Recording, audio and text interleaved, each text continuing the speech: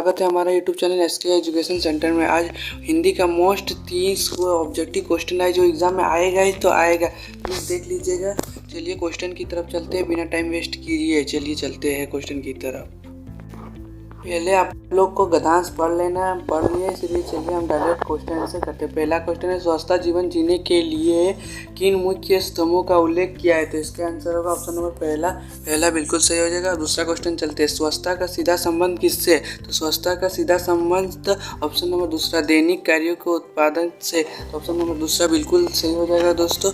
अब चलिए अगला क्वेश्चन चलते हैं 3 नंबर, तनाव से बचाने के लिए गद्यांश में क्या उपचार सुझाया गया है? तो इसका भी ऑप्शन नंबर दूसरा सही हो जाएगा, सकारात्मक सोच रखना, सकारात्मक सोच रखना। उसके बाद भाग दौड़ भारी जिंदगी में स्वच्छता नजरअंदाज करने के क्या परिणाम हो सकता है? इसका भी आंसर ऑप्शन नंबर दूसरा बिल्कुल सही हो जाएगा दोस्तों।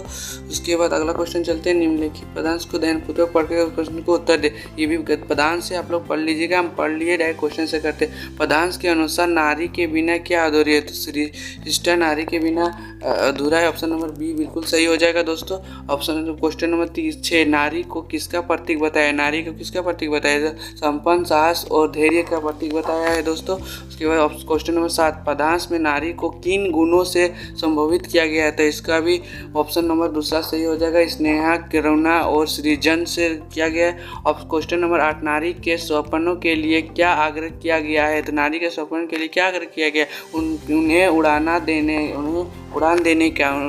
देने का। क्वेश्चन नंबर 9, सकारात्मक क्रिया का उदाहरण है। सकारात्मक क्रिया का उदाहरण क्या? मैं खा रहा हूँ, ऑप्शन नंबर दूसरा बिल्कुल सही हो जाएगा दोस्तों।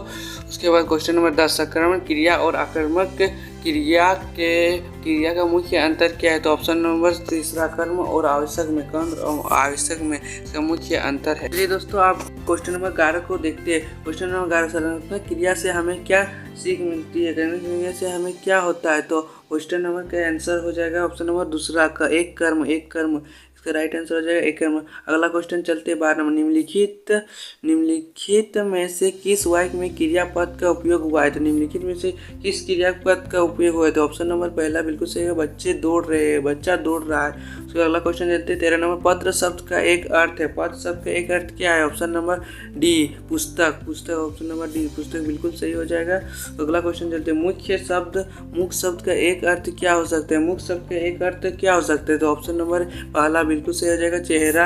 उसके बाद अगला क्वेश्चन चलते हैं 15 नंबर, अवस्था शब्द की परिभाषा क्या है? अवस्था शब्द की परिभाषा क्या है? तो ऑप्शन नंबर तीसरा बिल्कुल सही हो जाएगा, जो अपना स्थिति या रूप में कभी बदलाव ना करे, वही सही हो जाएगा। क्वेश्चन नंबर 16, वह जल्दी आया वाक्य में जल्दी शब्द किस प्रकार का शब्द है?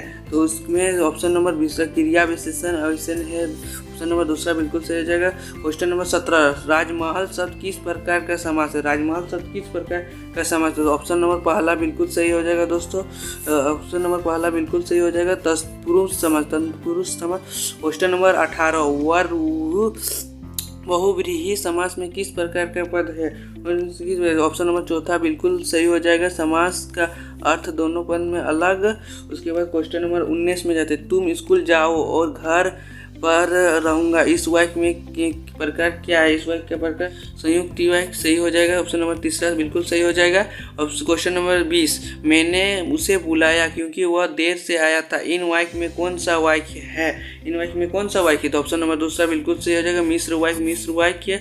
याद कर लीजिएगा, यही सब क्वेश्चन में आएगा, बिल्कुल यही सब आएगा। पाठ्य पुस्तक से क्वेश्चन नंबर 21, गद्यांश के लेखक को किस बात से दुख हुआ? किस बात से दुख हुआ? तो ऑप्शन नंबर ए पहला सही हो जाएगा, कौम की मासूमियत और अपने देश के प्रति उनकी निष्ठा से।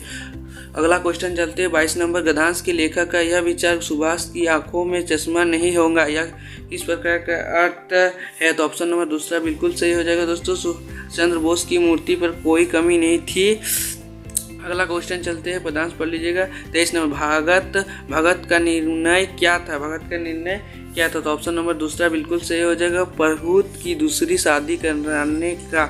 उसके बाद अगला क्वेश्चन चलते हैं 24 नंबर, पतोहू ने क्या कहा था जब भगत ने उसे घर छोड़ने के लिए कहा? तो क्या कहा था? ऑप्शन नंबर सी बिल्कुल सही हो जाएगा, ऑप्शन नंबर सी बिल्कुल सही हो जाएगा।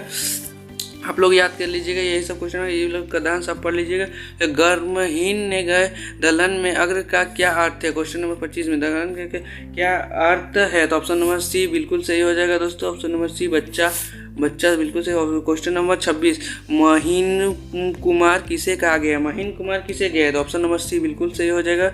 महीन कुमार किसे गया है? तो ऑप्शन लक्ष्मण को कहा गया है, बिल्कुल सही हो जाएगा। क्वेश्चन नंबर 27 क्या बोल रहा है? विलुप्त बार महिंद्र धनी में महादेव किसका संगत है? तो महादेव किसका संबंध है? तो ऑप्शन नंबर ए पहला बिल्कुल सही, महादेव शिव का।